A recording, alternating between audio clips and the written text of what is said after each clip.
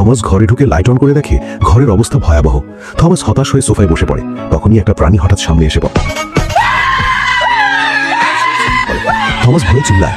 পরিকল্পনা ফাঁস হয়ে যাওয়ায় প্রাণীগুলো দৌড়ে পালাতে থাকে। থমাস সবাইকে বের করে দেয়। এবারও পিটার ঘরটা হারায়। পরে থমাস বাগান পরিষ্কার করে। পিটার দূরে দাঁড়িয়ে দেখে। থমাস নতুন গেট লাগায়, আবার তারের বেড়া দেয়, ছোট ছোট গর্তগুলো বন্ধ করে। কিন্তু এগুলো কি দুষ্ট খরগোশের জন্য যথেষ্ট হবে? দেখা যাক।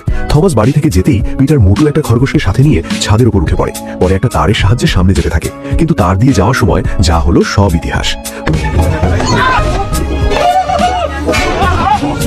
খরগোশ দুটি প্যান্টের ভিতর পড়ে যায়। পরে ধীরে ধীরে প্যান্টের পা দিয়ে নিচে নেমে আসে। কিন্তু তারা একটু খুশি হওয়ার আগেই পিছনে থমাস তাদের তাড়া করে। দুজন জান হাতে নিয়ে দৌড়ায়, কিন্তু পিটার পালাতে পারলেও মোটু খরগোশটা ধরা পড়ে যায়। থমাস কাঁটা চামিচ ছুড়ে দিয়ে খরগোশটাকে ধরে ফেলে। পরে খরগোশের লম্বা কান ধরে নিয়ে গিয়ে বস্তায় ভরে ফেলে।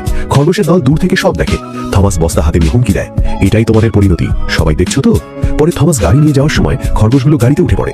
পিটার একটা খরগোশকে বলে, তুমি বস্তা নিয়ে যাও, তার মাথা ঢেকে দাও। আসলে তারা মোটু খরগোশকে বাঁচাতে এসেছে, কিন্তু এই পরিকল্পনা কাজে আসে না।